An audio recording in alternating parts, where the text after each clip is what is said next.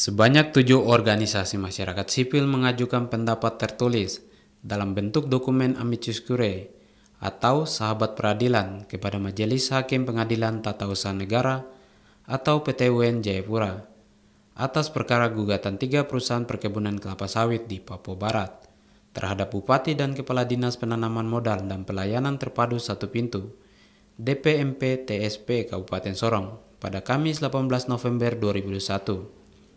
Hari ini kami Yayasan Pusaka, Bentala Rakyat, Aman Sorong Raya, Greenpeace Indonesia dan Walhi Papua menyerahkan dokumen amicus curiae atau sahabat peradilan untuk Majelis Hakim yang menangani perkara gugatan nomor 29, 30, 31, dan 32 di Pengadilan Tata Usaha Negara Jayapura. Ini gugatan antara 3 perusahaan yang menggugat Bupati Sorong di Papua Barat. 3 perusahaan sebagai pihak tergugat itu adalah PT Inti Kebun Lestari, PT Sorong Agro Sawitindo, dan PT Papua Lestari Abadi. Mereka menggugat Bupati Sorong dan Kepala Dinas Penanaman Modal dan Pelayanan Terpadu Satu Pintu DPMP TSP Kabupaten Sorong yang mencabut izin-izin usaha 4 perusahaan perkebunan kelapa sawit, mencakup izin lokasi, izin lingkungan, dan izin perkebunan pada April 2021. Satu perusahaan tak melayangkan gugatan.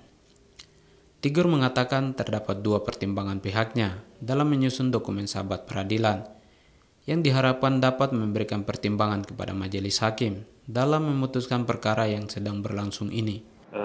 Amicus ini kami susun dengan pertimbangan satu, bahwa dalam persidangan yang sedang berlangsung ini tidak hanya sengketa antara para tergugat yaitu Bupati Sorong dan para tergugat dan para penggugat yaitu pihak perusahaan, tetapi di sini ada juga kepentingan yang lebih luas dan besar. Pertama, kepentingan lingkungan hidup yang berkelanjutan, dan yang kedua kepentingan dari masyarakat hukum adat sebagai pemilik tanah ulayat. Tigor juga menjelaskan pertimbangan yang kedua, mengapa ke-7 organisasi ini mengajukan dokumen sahabat peradilan, yakni demi kepentingan yang lebih besar bagi rakyat Papua serta lingkungan hidup. Ini bukan sekedar permasalahan perizinan, bukan sekedar masalah apakah Bupati Sorong berwenang menerbitkan pencabutan atau terkait dengan bagaimana prosedur izin ini dicabut, bukan itu. Tetapi hakim harus melihat bahwa ada kepentingan lingkungan hidup, keberlanjutan lingkungan hidup yang lebih luas di dalam gugatan tersebut.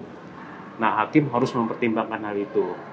Apalagi di dalam peraturan perundang-undangan yang berlaku sudah mengatur banyak hal bagaimana lingkungan hidup itu harus dilindungi begitu. Sehingga hakim tidak boleh melihat ini hanya sekedar masalah perizinan, tetapi melihat ini sebagai permasalahan lingkungan hidup. Pertimbangan berikut, kata Tigor, adalah pengakuan dan penghormatan terhadap masyarakat hukum adat sebagai pemilik tanah ulayat. Proses persidangan yang sedang berlangsung kali ini hanya melibatkan antara pihak perusahaan dan pihak bupati. Kemudian yang menjadi pertanyaan, kata Tigor, bagaimana posisi masyarakat adat dalam persidangan ini?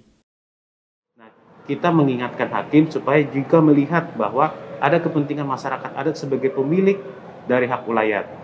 Ini ada kepentingan besar, kepentingan dari masyarakat adat sebagai pemilik yang harus dipertimbangkan juga dalam putusan. Sehingga keadilan yang ada di masyarakat adat itu juga harus dipertimbangkan.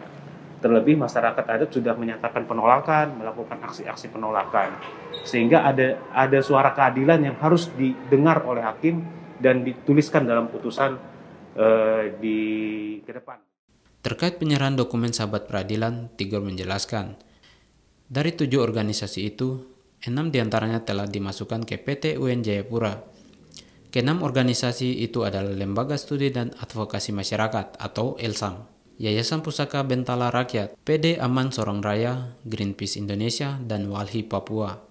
Sementara penyerahan dukungan dari Indonesia Center for Environmental Law direncanakan pada Jumat 19 November 2021. Nanti menyusul dari ISEL akan menyusul amicusnya. Jadi ada 7 lembaga yang akan mengirimkan amicus. Yang sudah mengirimkan ada 6, tinggal 1 yang belum.